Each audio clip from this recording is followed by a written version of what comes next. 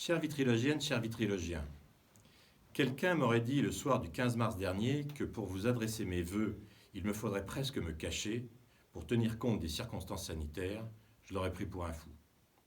Et pourtant, c'est comme ça, il faut nous adapter à ce contexte si particulier.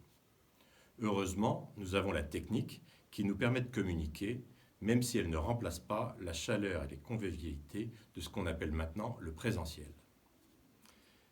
Mes premières pensées vont bien sûr à celles et à ceux qui ont été le plus éprouvés cette année par les nombreuses contrariétés physiques et morales imposées par ce maudit virus. Je souhaite aussi, du fond du cœur, remercier tous ceux qui nous ont aidés à surmonter ces épreuves dans notre village.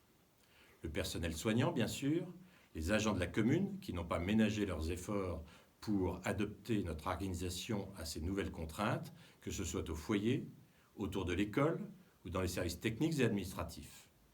Je n'oublie pas les enseignants qui, si je peux dire, ont répondu présent à l'appel, les commerçants et les artisans, ainsi que tous les bénévoles qui, d'une manière ou d'une autre, se sont mis au service des autres.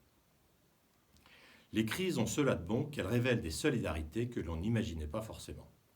Elles nous apprennent, ou nous rappellent, que l'homme ne peut pas tout maîtriser et que le premier enseignement à tirer de tout cela est une grande leçon d'humilité.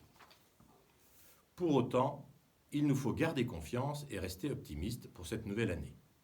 Les efforts déployés et la mise en place des futures campagnes de vaccination parviendront bien à nous sortir de cette crise et la vie finira par l'emporter comme toujours. C'est pourquoi, en même temps que je vous adresse tous mes vœux, je veux vous présenter les principaux projets qui concerneront notre commune cette année.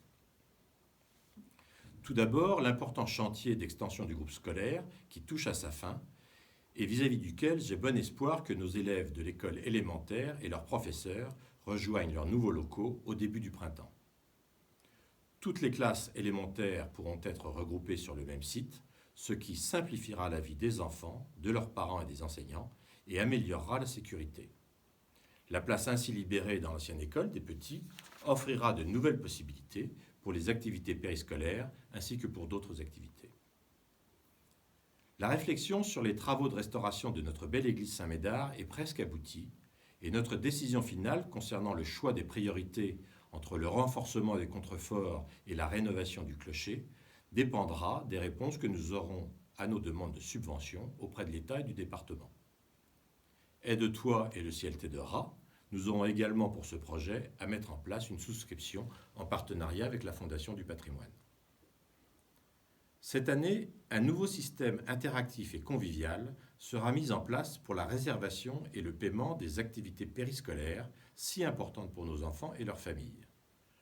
Grâce à une application utilisable à partir des téléphones portables, il facilitera la vie des parents avec des possibilités d'enregistrement beaucoup plus simples et beaucoup plus rapides, et il simplifiera la gestion administrative et comptable de ces activités. Notre nouveau plan local d'urbanisme est presque achevé. Il doit permettre un développement maîtrisé du développement de notre commune, en privilégiant, comme la loi nous y contraint, la densification de l'enveloppe urbaine existante. Des possibilités de nouveaux lotissements seront également offertes, mais en nombre plus limité qu'initialement prévu, comme s'y était engagée la nouvelle municipalité récemment installée. Ce PLU sera présenté dès ce trimestre à la population, qui pourra faire ses remarques et commentaires, et sa mise en place devrait être validée dans le courant de l'année. Parmi les projets concernant notre commune, certains sont menés par le département ou par la communauté de communes. Le département engagera en 2021 des travaux importants sur le canal d'Orléans. Pour prévenir les catastrophes liées aux inondations toujours possibles, l'écluse sera restaurée et un clapet installé qui permettra de réguler le débit. Le site de l'étang de la Vallée sera revitalisé par d'importants investissements et un appel à projets concernant les activités de camping et de loisirs liées à l'étang sera lancé. Autre projet très important du département, l'installation de la fibre pour tous, qui devra résoudre définitivement les problèmes de réception d'Internet dans les endroits actuellement mal desservis. Les travaux progressent à un rythme soutenu et Vitry devra être servi avant 2 ans. D'ici là, une nouvelle antenne sera installée qui permettra une meilleure réception d'Internet dans la zone du Guégiraud où elle est actuellement si mal reçue. Parmi les projets de la CCL, je souhaite mentionner les plus importants pour nous. Tout d'abord, la réhabilitation très réussie de la piscine de Châteauneuf, qui vient de rouvrir et qui accueille déjà les scolaires et j'espère bientôt le grand public.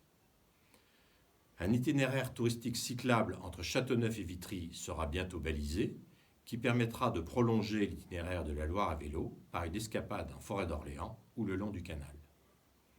Enfin, la CCL, qui gère notre gymnase, doit mettre en place un nouveau système de régulation de la température et de conditionnement de l'air qui permettra d'éviter les absurdes consommations d'énergie actuelles. Chers amis, comme vous le voyez, malgré des ressources de plus en plus contraintes, les projets ne manquent pas à Vitry.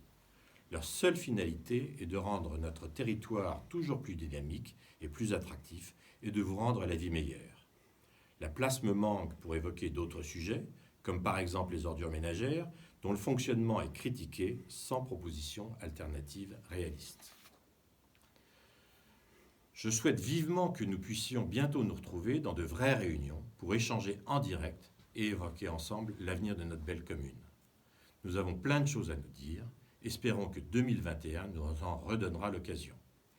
Prenez soin de vous et passez une meilleure année.